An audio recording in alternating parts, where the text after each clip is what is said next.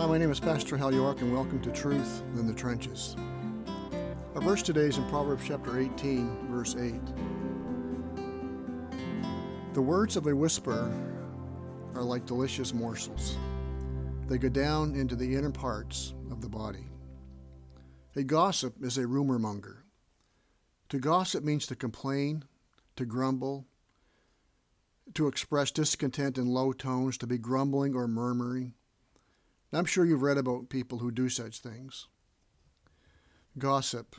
Is there anything God's people try to dress up and make look spiritual more than whispering or gossiping? We've all heard the prayer, concern, or request that was really just veiled whispering. But in whatever form it appears, there's no shortage of people who will listen to it. Inquiring minds really do want to know. Why? Well, Proverbs lays it open for us in many, many places, and our verse today is one of them. Because these tidbits of juicy information are delicious. Proverbs says that what is in our hearts will become evidenced by what we say. And it's also true that what is in our hearts will be evidenced by what our ears are tuned into. We live in a society where people want to make everyone's business their own.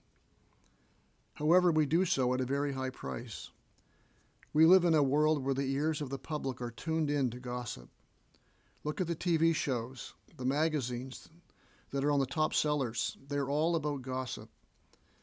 Facebook is just, and Instagram and all the social media have just ratcheted this up to a degree that was unthinkable a few short years ago. But they are all about the juicy, delicious morsels of dirt people have on other people. We just can't seem to get enough of it. So much so that the magazines are put out every week and the TV shows are on every night. Not sure if you've ever noticed, but gossip is hardly ever about good things. We don't want to know the good things that happen to people or the good things that people do. We want to know about the skeletons in the closet. We want to know the problems, mistakes, and secrets that people are trying to hide. I was reading the paper today and the other day and skimming through the boring articles and pictures and turned the page, and there was an article about a famous person caught in a compromising situation. So guess what? I stopped skimming and started reading. I needed or wanted to know this. This looks absolutely delicious, and it was.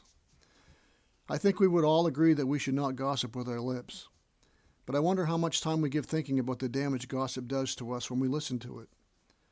Proverbs says gossip goes down into the inner parts of the body.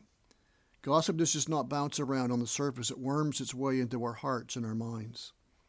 I've been given information about someone's sin or problem, and their business has now become my business. I have to deal with this information, but I don't know what to do with it because it's none of my business.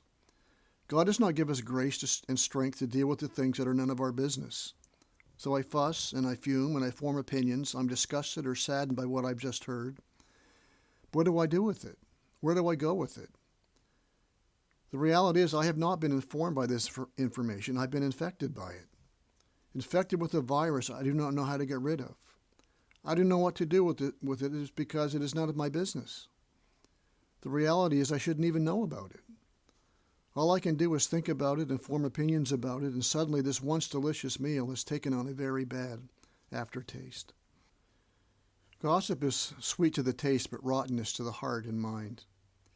I wonder how many homes and families and churches have people in them who have been infected by gossip, who treat people with contempt because of gossip, not truth, but just things that they have heard, rumors, that they've never sought to verify, they've never followed up, they just assume them to be true.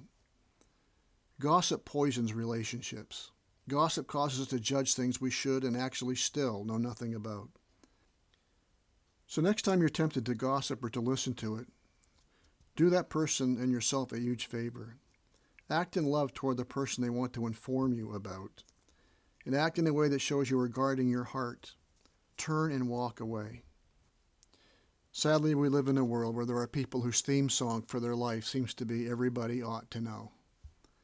May we not be counted among them, and may we not be counted with them and listen to them. Remember, gossip does not inform us, it infects us. The words of a whisperer like delicious morsels, they go down into the inner parts of the body. May this truth guide us and guard us in the trenches of life as we seek to live for the glory of God and the good of others. May God bless.